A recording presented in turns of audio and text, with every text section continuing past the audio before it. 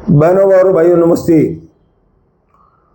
दोस्तों, आज हम फिर से मेडिकल की तरफ बढ़ेंगे, क्योंकि आज हमको सबसे बड़ी समस्या जो आ रही है दवाइयों की आ रही है, मेडिकल की आ रही है। हालांकि कई संस्थाएं इनमें सहयोग देती हैं, दे रही हैं, डॉक्टर सहयोग देते हैं, लेकिन कहीं कहीं पर त्रुटि होने के कारण से या संभाल न होने के कारण से या इलाज करने वाले, कराने वाले और सहायता देने वाले कहीं न कहीं चूक कर रहे हैं। जैसे कि जो लोग दयावान हैं वह अपनी तरफ से कुछ भेजना चाहते हैं, देना चाहते हैं, उनका जो दान है वह सही जगह पर इस्तेमाल नहीं हो रहा है, ऐसी मुझे जानकारी मिल रही है। सबसे पहले मैं रकाबगंज गुरुद्वारा दिल्ली, ऐसी तो बहुत सारी संस्थाएं मिलेगी, लेकिन आज जो हिंदुस्तान के अंदर ये जो संस्था चल रही है सबसे बड़ी संस्था है। इन्होंने कोरोना काल में दर्जनों एम्बुलेंस खरीद के रख दी और इनके पास एक बड़ी अस्पताल इन्होंने खोली है जिसमें सभी प्रकार के ऑपरेशन होते हैं, लेकिन यहाँ पर बिल काउंटर नहीं है। ये आपको कहेंगे आप कपड़े लेकर आओ, टिकट निकाल कर आओ, बाकी हम करेंगे खुद ही। अब मैं दूर नहीं जाऊंगा, हमारे शहर की बात करूंगा। रमेश दयारामानी जी, भाई साहब मैं आपको प्रणाम करता हूं, मैं आपको बचपन से जानता हूं, आपको प्रणाम करता हूं। जीव दया संस्था आप चला रहे हैं, छोटे पैमाने पर चला रहे हैं, लेकिन आप बिल्कुल निश्चिंत बेदाग चल रहे हैं। काफ़ी खुशी की बात है कि आप दिन रात सेवा में लगे हुए हैं। दोस्तों, आप पूछेंगे कि फिर इनका घर बार कैसा चलता है। इनका एक लड़का विदेश में है, इनका लड़का कमाता है, इनको कोई पड़ी नहीं है, तो अब ये सेवा कर रहे हैं। मैं काफ़ी 1980 से पहचानता हूँ इनको। उसके बाद बहुत सारी संस्थाएं हैं जो चल रही है, बहुत सारे डॉक्टर हैं जो निःशुल्क भी लोगों को देखते हैं, सेवा करते हैं। कुछ लोगों ने फीस बढ़ा दी है। भाई साहब, इस शहर को देखो, इस शहर के लोगों को देखो। मैं ये कहूँगा कि डॉक्टर भगवान होता है, अगर उसके बारे में भी कभी लोग कोई अपशब्द कहे तो ये बातें ठीक नहीं है।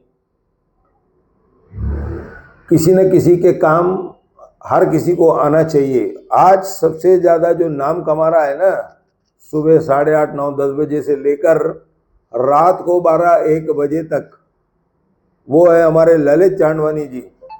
उनके पिता किशोरलाल जी चांदवानी को भी गर्व होता होगा कि परमात्मा ने उनको ऐसी औलाद दी जो उनका नाम रोशन कर रही है। किशोरलाल जी, मैं अपने तरफ से आपको धन्यवाद देता हूं कि आपके सुपुत्र जन सेवा में लगे हुए हैं। आपको भी इससे प्रसन्नता होती होगी। हमारे आदरणीय भाई मन्नू डोडवानी जी के बारे में भी मैं पढ़ा बहुत सारे। अब उनको मुझे ये बताया गया कि होम्योपैथिक की काफ़ी जानकारी और वो गोल्ड मेडलिस्ट है, ये मुझे अब पता चला। अब मैं असल बात पे आ रहा हूँ कि जब हम छोटे थे तो 2 चीज़ होती थी, खून टेस्ट कराना है और एक्सरे कराना है। तो दोस्तों, डॉक्टर कभी कहता नहीं था कि आप इसके पास से करा के लेके आओ। आज बाकायदा उनका नाम पड़ता है कि इससे ही करा के लाना या दवा इससे लेकर आना। ये सब बातें सही नहीं है। एमआर हो, टेस्ट हो, सोनोग्राफी हो, ये सब जो चीज़ें हैं, अगर हमको कहीं 40% फायदा हो रहा है तो आप उसको स्वीकार क्यों नहीं कर रहे हैं। एक डॉक्टर को डोंबिवली की रिपोर्ट दिखाई गई, मैं बताता हूँ। कृष्णा नाम से वह चल रहा है, तो सरकार का उन पर सहाय है और पूरे भारत में वह चलता है। 60% रेट में होता है, 40% रेट कम है उसका। तो यहाँ पर एक अस्पताल के डॉक्टर ने पूछा तो यहाँ पर कितने लेते हैं। अरे भाई साहब, आपको मालूम नहीं है यहाँ पर कितने लेते हैं? आपको कितना लिफाफा आता है आपको नहीं मालूम है? ठीक है। अब एक चीज हमारे यहाँ हुई है, माटुंगा खालसा कॉलेज, वहाँ पर कोई 100 रुपये बता रहा है, कोई 10 रुपये बता रहा है कि एमआर की जो मशीनें लगाई गई है वहाँ पे आपको होगा। अगर हम वहाँ से करा कर लाते तो डॉक्टर को स्वीकार करना चाहिए। किसी के पास 10,000 नहीं है भाई साहब कि वो MR निकालेगा, वो निकालेगा, आपको ला के देगा। और जो ऐसे डायग्नोस्टिक सेंटर चलाते हैं उनको भी जरा गरीबों की तरफ ध्यान देना चाहिए, लेकिन वो भी क्या करेंगे, अपना खर्च निकालेंगे, हॉस्पिटल का खर्च निकालेंगे, और डॉक्टर की कोई लागत नहीं है, इनसे ज़्यादा उनको मिल जाता है। और अस्पताल में अगर लेब है तो वहीं से कराना है, जो भी रेट वालेगा आपको देना पड़ेगा। ये बातें उचित नहीं है। मुझे हमारे मित्र प्रेमचंद मेडिकल वाले ने बताया कि मुझे एक जगह के लिए टेस्ट कराने के लिए कहा गया, तो उन्होंने कहा कि आपको थायराइड है। फिर उन्होंने बड़ी बात बताई कि हमारे पूज्य आदरणीय साईं कालीराम साहिब जी ने पिछले दिनों साईं वसंतशाह दरबार में एक बड़ी कैंप लगाई, जिसमें निःशुल्क और कुछ बीमारियों के आधे पैसे थे, ऐसी एक कैंप उन्होंने लगाई। और बड़े पैमाने पर उनकी जो ये बीके के ऊपर है, कौन क्या नाम है भाई साहब उनका, उनके यहाँ से उनकी पूरी टीम आई थी वहाँ पर, और बहुत सारे लोगों का चेकअप हुआ। तो हमारे भाई मूलचंद ने बताया कि जब हमने एक जगह से करवाई तो वहाँ पर उनको थायराइड बताया गया, और फिर जब दूसरी जगह यहाँ से कराया उन्होंने तो बोले नहीं, आपको कोई थायराइड वगैरह नहीं। अब आप बताओ, लोगों की, मरीजों की जान लोगे कि नहीं लोगे आप ऐसी बीमारियां बता करके? ठीक है, हमारे तारा सिंह दरबार वाले भी बहुत सारे डॉक्टरों को बुलाते हैं, और उन्होंने उनके पास एक जो कैंसर का नाक और नेक एंड हैंड, यहाँ पर उसका वो वहाँ के हैं, और उनकी फीस वहाँ पर बहुत ज़्यादा है, लेकिन यहाँ पर आपको निःशुल्क में एक कुछ लोगों को देखते हैं वो। अब आरती स्किन के बारे में बताया गया कि ये पूरे हिंदुस्तान में फैला हुआ है। इनकी MR की कीमत 750, 2750, 3500 है। तो ये सरकार की तरफ से, सरकार की देखरेख में पूरे भारत में चल रही है। साउथ इंडिया की यह एक कंपनी है।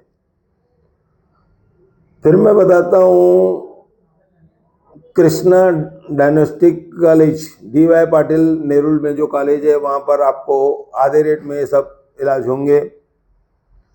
फिर मैंने बताया कि बम्बई से जो गाड़ी, स्लो गाड़ी डोंबिवली में आती है, प्लेटफॉर्म नंबर 1 पर रुकती है, तो वहाँ से आप बाहर जाकर के एक ऑटो पकड़ेंगे, और वहाँ लेकिन आपको अपॉइंटमेंट लेनी है। वहाँ से ऑटो वाले शायद 10 रुपये एक आदमी का लेते हैं इस डायग्नोस्टिक सेंटर के पास छोड़ने के लिए। कृष्णा, ये पूरे भारत में सरकार की तरफ से फैला हुआ है, और मद्रास में बड़े बड़े अस्पतालें चल रही है। मैं बताऊँ आपको, एकदम बिल्कुल फ्री, निःशुल्क चलती है, सरकार की सहायता उनको प्राप्त होती है। तो ये डोंबिवली में आपको 60 पैसे लगेंगे यहाँ के। अब आगे मुझे बताया गया कि लायंस क्लब पवाई SDO ऑफिस के सामने है, तो लायंस क्लब हेल्थ ये आपको पूरी मदद करके 50% इन जांच की कम करवा कर देंगे। कोई वहाँ पर शुल्क नहीं है, सुबह से रात तक कारोबार चलता है, और आधे रेट में आपको बंदोबस्त करके देंगे। तो यहाँ पर भी होता है, MR होता है, CT स्कैन होता है, ऐसी बहुत सारी चीज़ें होती है जो नेरुल में भी होती है। लायंस क्लब की मैंने जानकारी दी आपको। संडे को यहाँ पर छुट्टी रहती है। हाँ, ये जो मैंने बताया आपको बीके वालों का, इनकी जो इस समय टेस्ट का जो है ना सबसे प्रसिद्ध है, इसलिए इनका कुछ रेट अब ठीक है। और साईं कालीराम साईं ने इनको ही बुलाया था, एक कैंप इन लोगों ने लगाई थी।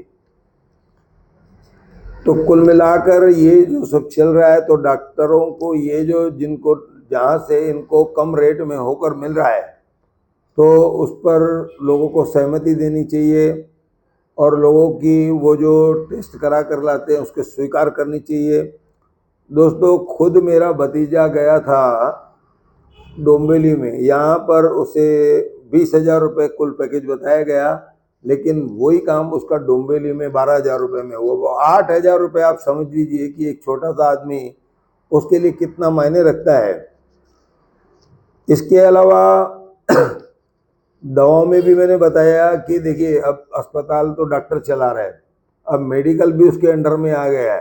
पहले नहीं तो ये सब बातें नहीं होती। मैं ज़्यादा दूर नहीं जाऊंगा, जैसे हमारी प्रभात हॉस्पिटल थी, जो भी दवा वहाँ पर, अब तो प्रसूति गृह वगैरह बंद हो गया, नहीं तो वहाँ पर बहुत कम चार्ज थी और वो दवा लिख करके लाते थे, आपको कहाँ से भी लानी अब लाइए। जबकि नीचे हमारे साईं परमानंद साहब का उस समय मेडिकल हुआ करता था, तो कोई भी डॉक्टर उस जमाने में मना नहीं करता था। लेकिन अब जो हो गया है कि 3 रुपए का पाइप हमारे मेडिकल से 50 रुपए में खरीदो। दूसरी चीज मैं आपको एक और बताता हूँ, मन्नू तलरेजा हमारे काफी नजदीकी मित्र हैं, मच्चो कंपनी वाले, बहुत सारे लोग उनको जानते हैं। उन्होंने बताया कि मैं अपनी माता जी को हॉस्पिटल में मैंने रखा, तो जो 10,000 रुपए की सुई थी उसका जरा सा नाम बदला हुआ, वही दवाएं उसमें पड़ी है, कंटेनेंस बोलते हैं उसको, वो दवाएं वही है। वो 2,500 रुपये में लाता था। वो गरीब नहीं है, लेकिन पैसा क्यों बर्बाद करेगा वो। उन्होंने डॉक्टर को कहा, डॉक्टर साहब ये सब मेरे पास ये ऐसी है, दवाई वही है। तो डॉक्टरों ने कहा चाहिए, कोई तकलीफ नहीं है। तो उनको बताया गया कि भाई साहब नहीं तो आप पूरे हो जाओगे यहाँ पर। तो कुल मिलाकर कुछ डॉक्टर इन बातों को स्वीकार भी कर रहे हैं, थोड़ा सा नाम में फ़र्क है। क्योंकि मैं आपको बता दूं कि एक पार्ले का ग्लूकोज बिस्किट चल रहा है, तो मैं उस बिस्किट को नहीं बना सकता हूँ, तो उस दवा में कुछ थोड़ा फेरबदल और नाम चेंज आएगा। तो आप लोग भी यार उनको स्वीकार करो। जैसे कि मैंने बताया कि एक पाउच की कीमत 700 रुपये थी, मुझे मिलन मेडिकल वालों ने 350 पौने 400 रुपये में वो दिलाया। तो अगर मैं कहूँ नहीं मुझे वही चाहिए, तो ये सब बातें चलेगी नहीं। आज जैसे कि बहुत सस्ती जेनरिक दवाएं आ रही है, हालांकि मैं नहीं कहूँगा कि आप उनको वापरो या मैं उनकी कोई एडवर्टाइज कर रहा हूँ, क्योंकि जो आपकी कई कई दवाएं पुरानी हैं, बहुत सालों से हैं, तो उसकी जगह पर जेनरिक जो है ज़रा जल्दी काम नहीं करेगी ऐसा लगता है। तो जिन लोगों को नई बीमारी होती है तो उनको आदत डालनी चाहिए कि हमको कहाँ से दवा लानी है। जेनरिक में भी दो है, एक भारत सरकार की तरफ से, एक दूसरी कहीं की है। अब दूसरी कहीं की है जो उसमें और ज़्यादा लूटपाट है। लूटपाट क्या है, मैंने एक गोली पूछी 155 रुपए की, अब वो मुझे दी गई 37 और बाद में 35 रुपए में। आप कहाँ पहुँचोगे, ठग जाओगे एकदम। और जो दूसरी असली वाली चल रही है, जैसे हमारे दादा फत्तूमल के पोते चलाते हैं, उन पर बाकायदे नाम लिखा हुआ है, वो आपसे लेंगे, उनको सरकार जो है 5% देगी। अब उनका दवा काफ़ी चल रहा है, आप लोग उनका भी लाभ लीजिए, आपको मालूम होगा वो 36 सेक्शन में है। तो दोस्तों कुल मिलाकर मैं डॉक्टर साहब से भी निवेदन करूंगा और आप लोगों से भी कि भैया जहां आपको फ़ायदा होता है, और उन डॉक्टरों से भी। हाँ, यहाँ पर मुझे एक और बात बताई गई कि जहाँ खैराती अस्पताल में डॉक्टर देखने आते हैं, वो मरीज को कहते हैं कि मेरे हॉस्पिटल में आ जाओ, मैं अच्छे से देखूंगा। फिर वही बात हो गई यहाँ पर। तो आखिर आपका फ़ायदा हुआ क्या? वो आप एडवर्टाइज करने के लिए यहाँ पर आ रहे हैं, लेकिन कुछ लोग जो डॉक्टर हैं वो सालों से आ रहे हैं, सालों से देख रहे हैं। मैं उनको धन्यवाद दूंगा। ऐसा कहकर मैं अपनी बात को समाप्त करता हूँ।